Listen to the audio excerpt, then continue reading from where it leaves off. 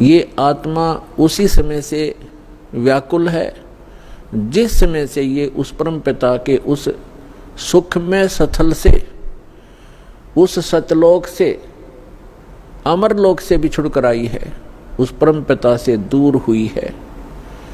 उसी दिन से इसको आभास हो गया है कि जो सुख मैं छोड़ के आया हूं वो यहाँ नहीं है। उसकी खोज में फिर ये अपनी अटकलबाजी से, जीव सोच से सोचने लगता है, प्रयत्न करता है। जैसे कोई निर्धन है, वो सोचता है कि धनवान सुखी होंगे, धन में सुख होगा।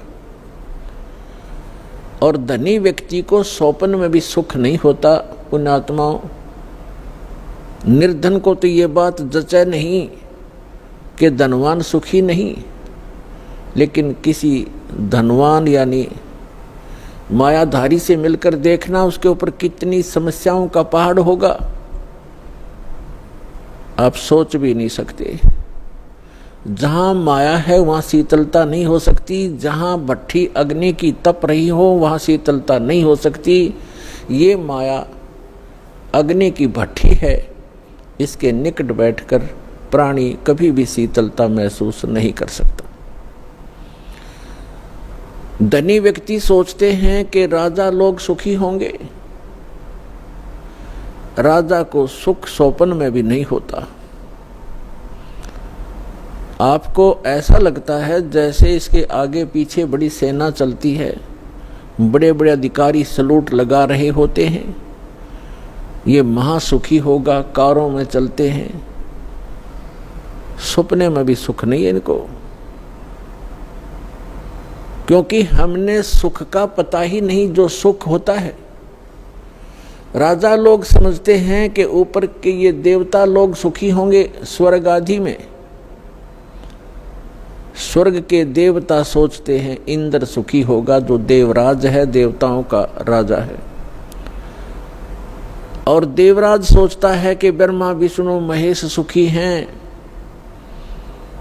ब्रह्मा विष्णु महेश कहते हैं हम स्वप्न में भी सुख नहीं हमारे को।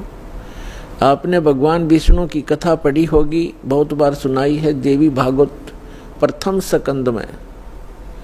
खुद स्वीकार करते हैं श्री विष्णु जी, ब्रह्मा जी को बता रहे हैं कि मैं अधिकतर समय में तप करता हूँ और तप से अपने बैटरी चार्ज करके सिद्धियां प्राप्त करके फिर राक्षसों के साथ युद्ध करता हूँ। कभी मुश्किल से कोई समय मिलता है तो लक्ष्मी के साथ सुखपूर्वक समय बिता पाता हूँ।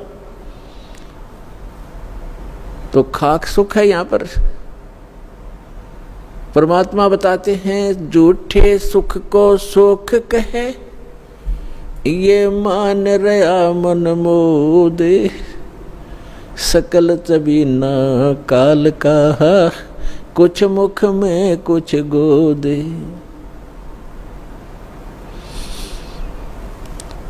इस झूठे सुख को सुख कहे, ये मान रहा मनमोद। कौन से झूठे सुख को?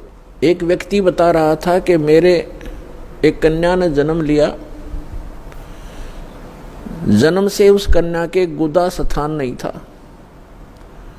इसको देखकर मेरे ऊपर पहाड़ टूट गया समस्या का। महा दुखी हो गया मैं। डॉक्टर के यहाँ लेकर गया मेडिकल में। जिस वार्ड में मेरी बेटी को भर्ती किया उसमें ऐसे 3-4 केस और थे।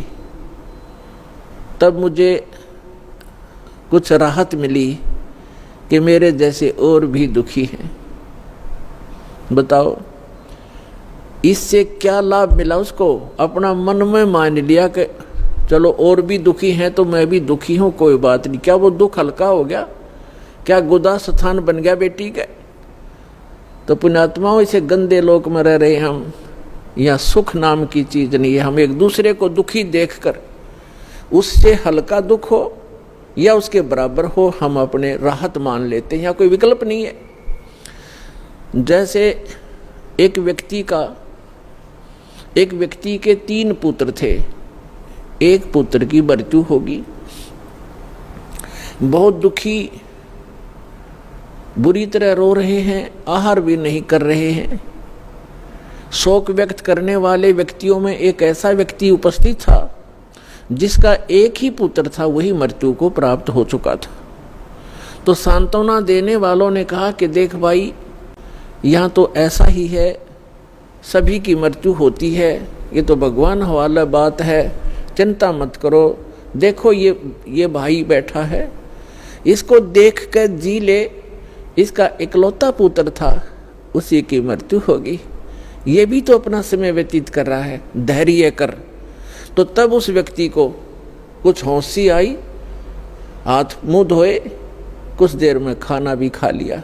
अब उसने ये सुख मान लिया कि देख इस बेचारे का इकलौता पुत्र था और वो ही मर गया, मृत्यु को प्राप्त हो गया। शुक्र है मेरे तो 3 थे, मेरा तो एक ही मरा है, 2 तो बचे हैं, पहले इससे सुख मान लिया।